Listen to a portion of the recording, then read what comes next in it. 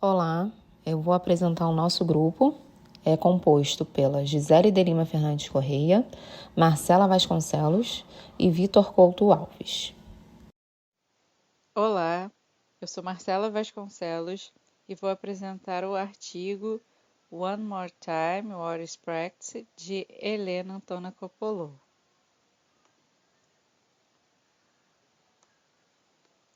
O artigo apresenta uma nova perspectiva sobre a prática como um fenômeno social, nos estudos no campo da administração e das organizações. Neste sentido, a prática é cada vez mais vista como um conceito que pode agregar muito valor à nossa compreensão das formas dinâmicas pelas quais as organizações buscam conectar suas prioridades operacionais e estratégicas, integrar conhecimentos e capacidades em diferentes unidades de negócios, equipes funcionais e grupos de trabalho. Além disso, a autora apresenta a prática também como um fator que abrange aspectos tangíveis e intangíveis, formais e informais, conscientes e inconscientes da organização e coloca os próprios praticantes no centro da compreensão da organização.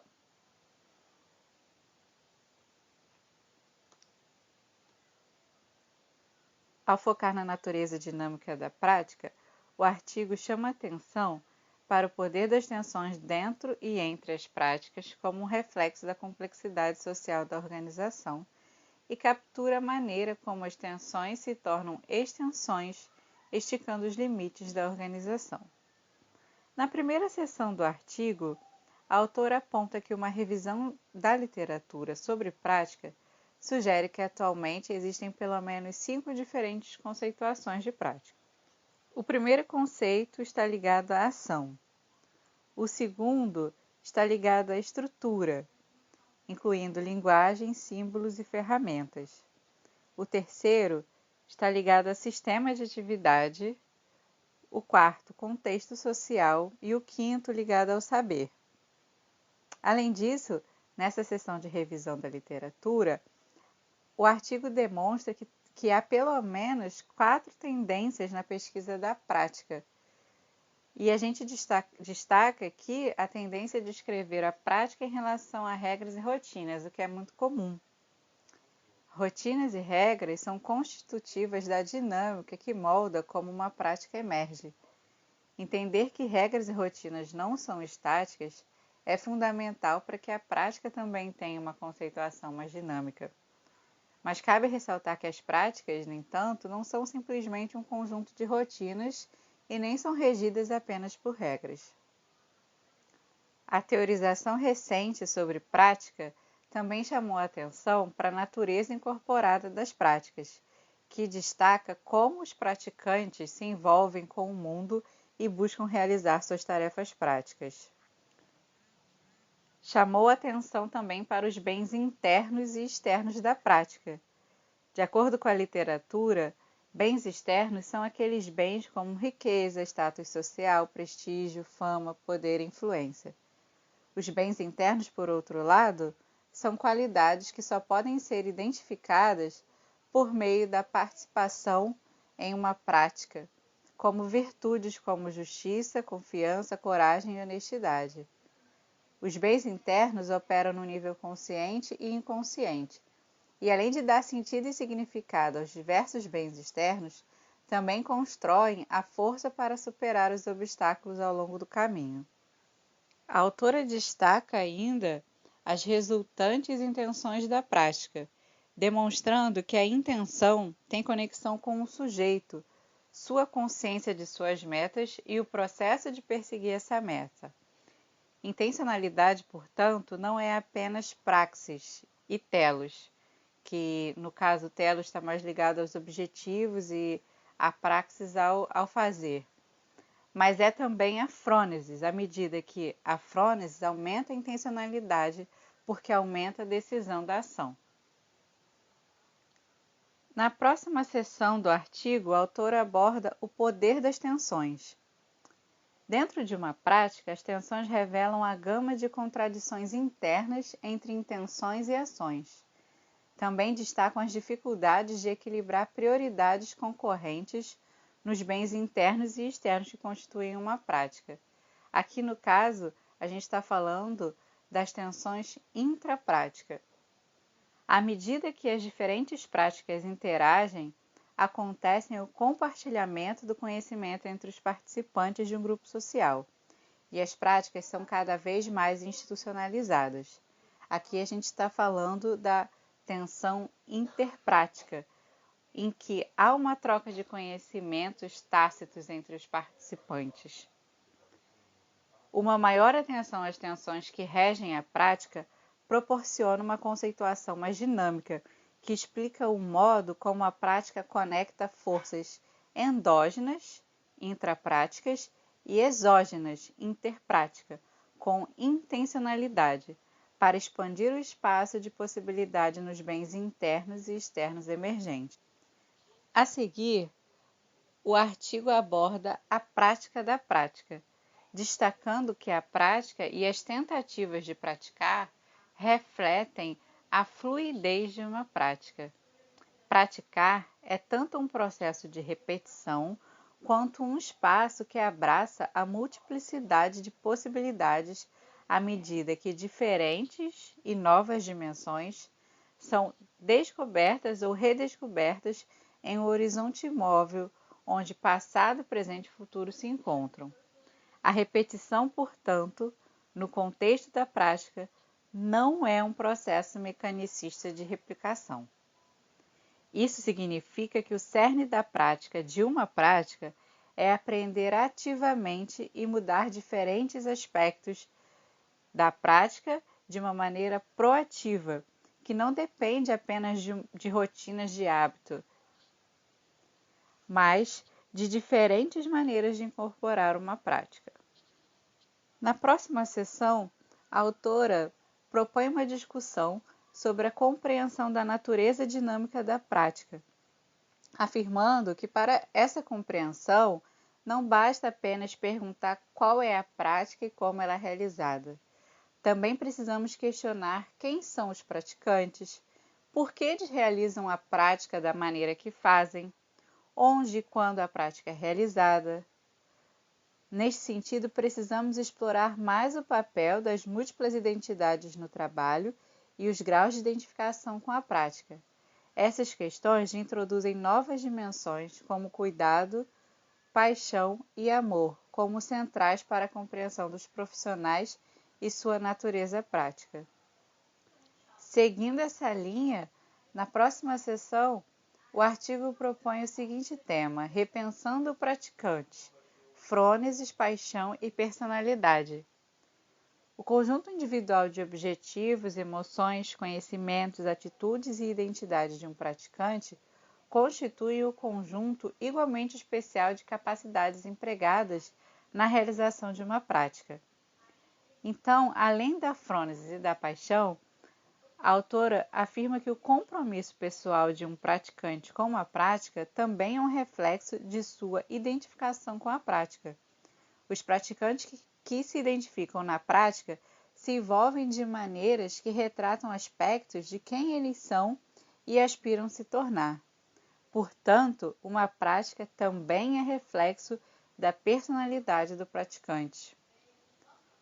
Por fim, a autora aconselha os acadêmicos de organização e gestão a refletir sobre sua prática de pesquisa e abraçar a pesquisa como uma prática que une os profissionais, independentemente do chapéu que usem como acadêmicos, executivos ou formuladores de políticas.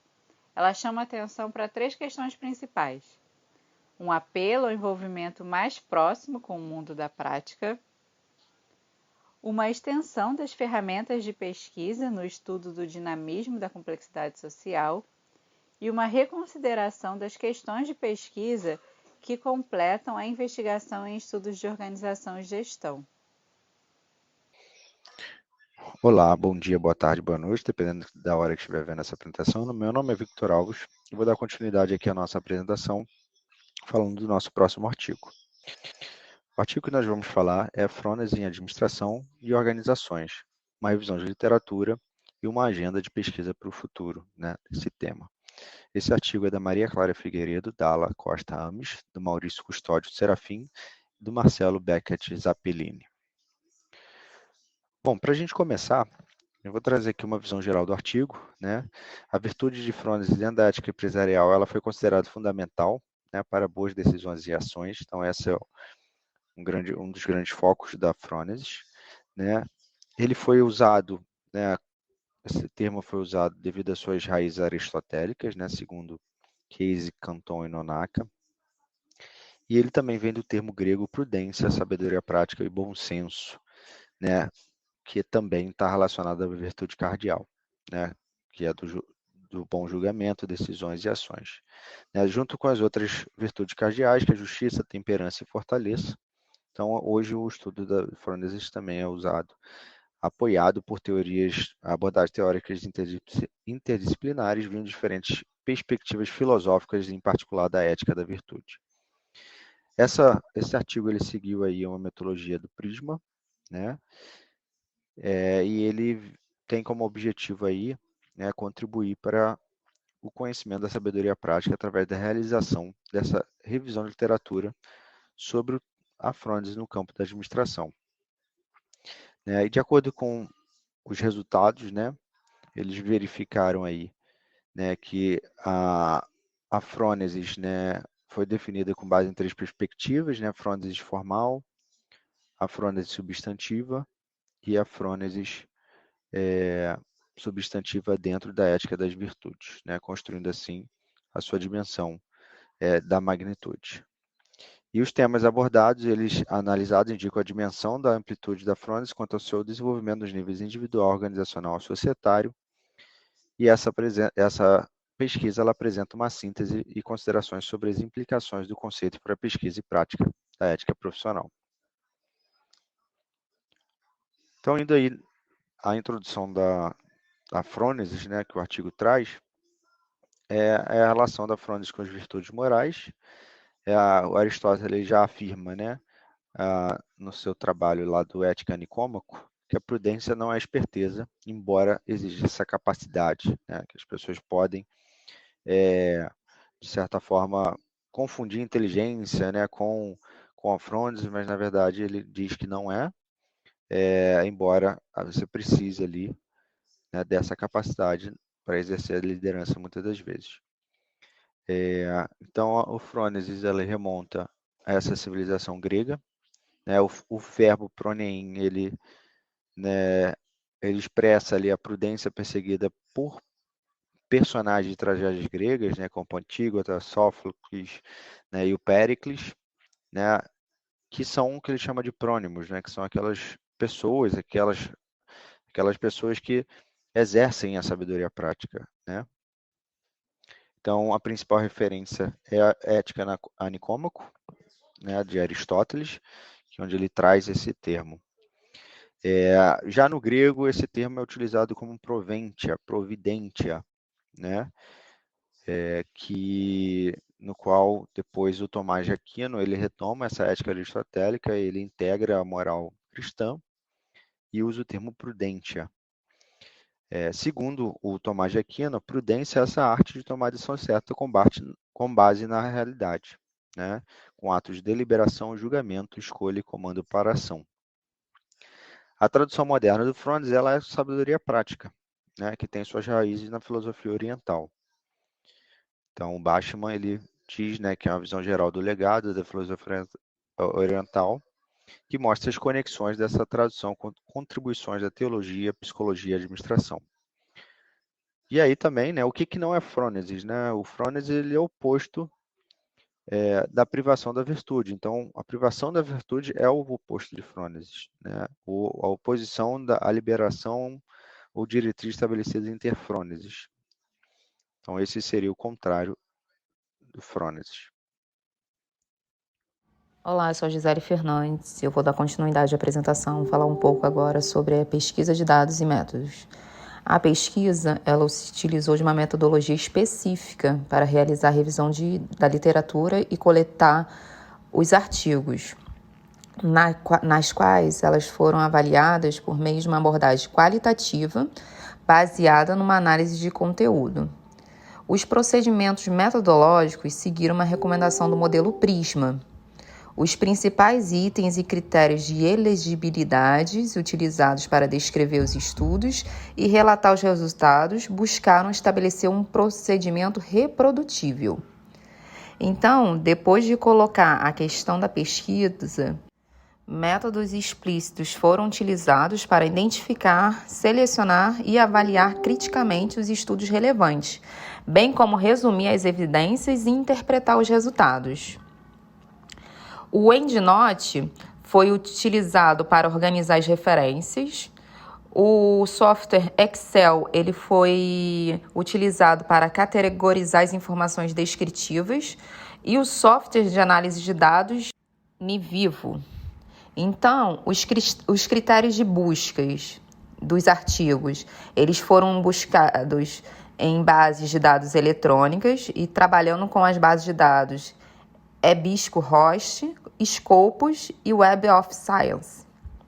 Os trabalhos eles foram exportados para o software EndNote, removendo os registros duplicados. E os títulos e os resumos dos artigos foram lidos. Então, a partir de então, os pesquisadores buscaram identificar os artigos que não atendiam os critérios de elegibilidade, retirando-os da amostras. Então, após aplicar o critério de elegibilidade, 57 estudos foram selecionados e incluídos na categoria Administração e Organizações. Então, as obras conectadas à frônesis para o estudo dos fenômenos organizacionais ou administrativos foram o objeto desses estudos. Agora eu vou falar um pouco sobre os resultados dessa análise. Então, a amostra, ela é uma amostra diversificada de artigos.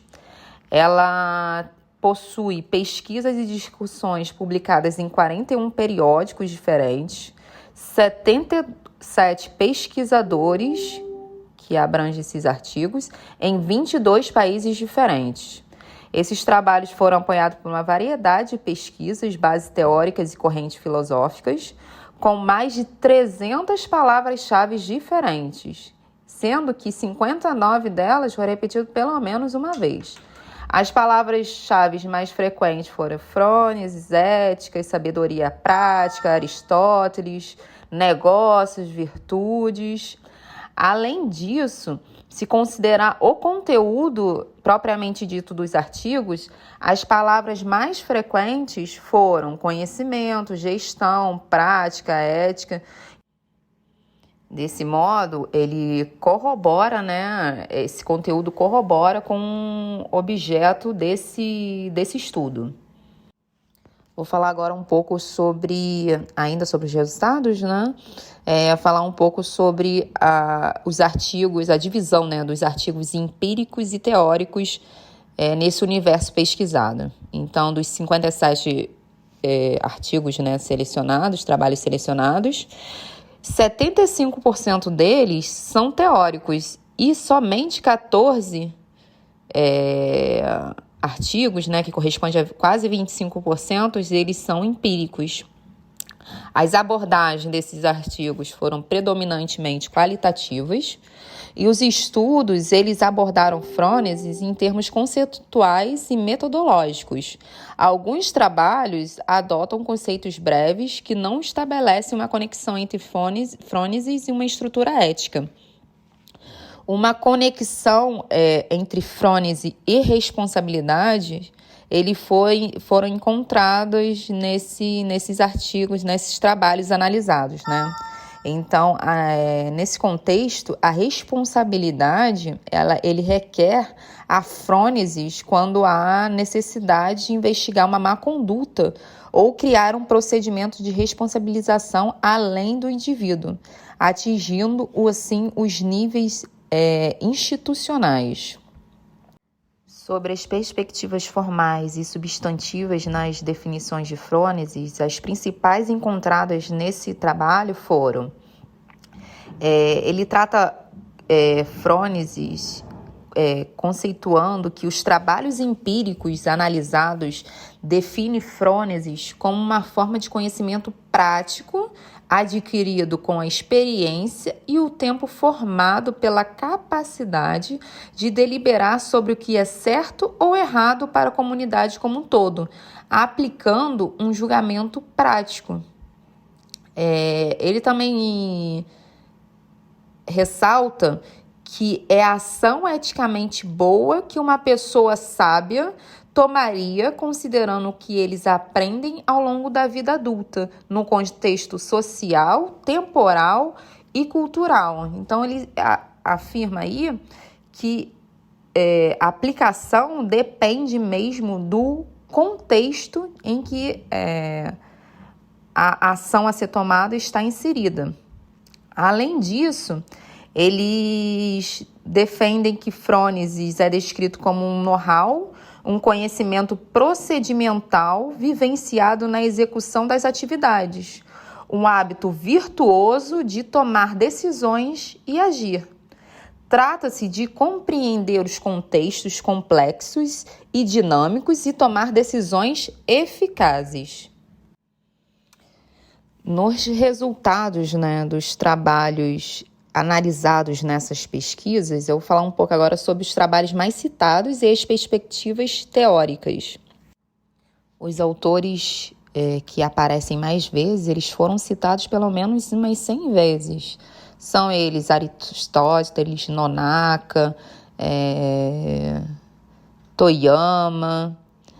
O estudo encontrou também artigos que citam autores modernos, que adotam as perspectivas e interpretações próprias dos autores clássicos. Podemos citar o Aquino, o Finis, Nussubian, o Platão, o Slot. Aristóteles, ele foi o filósofo mais citado nesses trabalhos, especialmente pelo seu legado. Ele possui um legado de virtudes morais, intelectuais, de estudo das respectivas formas das atividades humanas, o pensar, o fazer e o agir. Embora a amostra analisada seja formada por uma coleção de artigos relativamente recente, ele lança a luz sobre uma variedade de perspectivas para estudar os aspectos relacionados à administração e às organizações.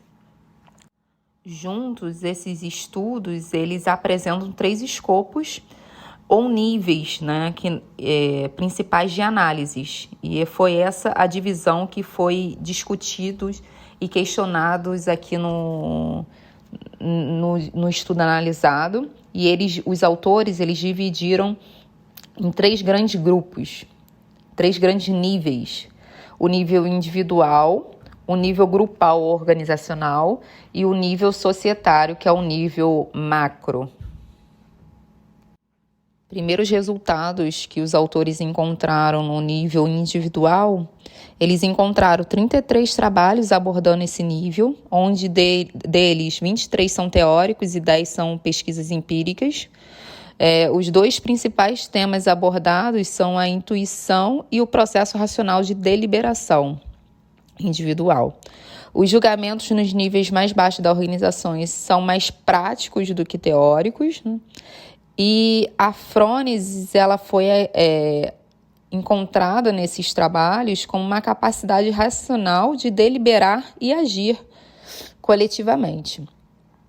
O conhecimento prático nesse nível é bem distribuído e outras abordagens encontradas nesses trabalhos, eles discutem frônesis nesse nível, focando principalmente na tomada de decisão e julgamento, e usando a perspectiva do indivíduo.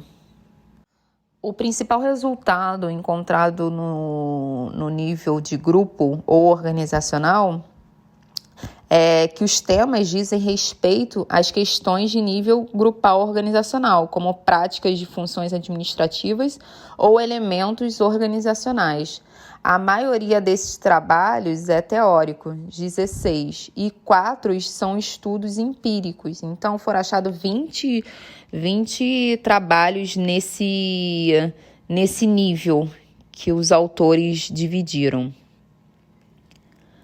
O próximo nível de análise é o nível macro, onde questões relacionadas ao nível, ele aparece principalmente com a temática governança corporativa e ética, licença social para operar, noções de espaços temporais e questões ambientais e visuais, frôneses na comunicação e responsabilidade social corporativa. Além das questões de sustentabilidade e responsabilidade das instituições. E eles também concluem que a falta de frôneses pode levar à limitação da ética dos indivíduos e recomenda-se o fortalecimento da cultura organizacional e o estabelecimento de diretrizes e procedimentos para a gestão da ética corporativa no nível máximo da empresa, né, que é o nível macro, que é o nível organizacional propriamente dito. Dando continuidade aqui, então, à discussão e principais descobertas, o artigo traz esse gráfico aqui, que é muito explicativo, sobre as dimensões de magnitude e amplitude da frônesis trazidas, né? Então, a gente pode perceber que na magnitude, ela é formada pela frônesis formal, substantiva, e a frônesis substantiva dentro da ética das virtudes. E no campo da amplitude, a gente observa o eixo individual, de grupo e macro ou societal e como cada um utiliza, né? Então, como cada um é utilizado e como eles se cruzam. Seguindo, então, ainda nas discussões nas descobertas, os autores eles trazem uma analogia que é muito interessante para nos ajudar a entender o que seria frônesis, né? Então, eles trazem, né, um exemplo de Proves, né, que diz o seguinte, que o árbitro de futebol, né, ele exerce a frônesis quando ele precisa tomar uma decisão deliberar acerca de uma penalidade, por exemplo, né? Então, quando o árbitro acontece ali um pênalti, por exemplo, numa determinada situação, o árbitro ele precisa utilizar toda a sua experiência, toda a sua capacidade técnica, todo o ambiente, a situação daquele momento para tomar uma decisão. Então, ao tomar essa decisão, ele está exercendo a frônesis, porque de repente um outro árbitro numa outra situação, ele pode tomar uma decisão diferente. E às vezes um árbitro tomando essa decisão, por exemplo, apitando para um time da casa ou o time dele, ele também pode tomar uma decisão e ele pode deixar, por exemplo, outros sentimentos virem como a paixão, por exemplo. Então, a frônesis, em suma, ele leva esse melhor julgamento e compreensão do contexto, considerando a perspectiva dos outros autores, conciliando experiências, expectativas com o futuro e aprimorando pessoas e práticas. Bom, e aí, indo para a parte de limitações e futuras propostas de pesquisa, a gente pode observar aqui que a melhoria da compreensão da frônesis pode encontrar uma estrutura abrangente na perspectiva da ética das virtudes. O artigo sugere uma agenda de pesquisa futura com foco nos aspectos de magnitude e amplitude da frônesis. Essas investigações futuras devem considerar como passar de uma frônesis formal para uma frônesis substantiva nos negócios e na gestão. São apontados aspectos teóricos e práticos a serem aprofundados, a começar pelas limitações do artigo.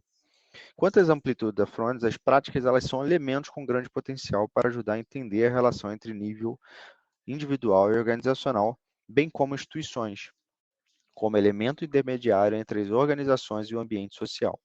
No nível organizacional, pesquisas futuras podem abordar temas nas áreas de administração e organização, como liderança, processos de dar sentido às situações, desenvolvimento organizacional, transmissão do conhecimento, racionalidade, estratégia e comunicação. Por fim, esse artigo ele buscou, como conclusão, compreender como os conceitos da frônesis discutidos e relacionados a elementos organizacionais e administrativos. Esta revisão de literatura são apontados os principais achados e obtidos uma síntese de conceito com base na ética da virtude, e guiado por 3 perspectivas principais, que diferem quanto à amplitude e magnitude, do formal para o substantivo. Então, esse aí foi a nossa contribuição para o artigo.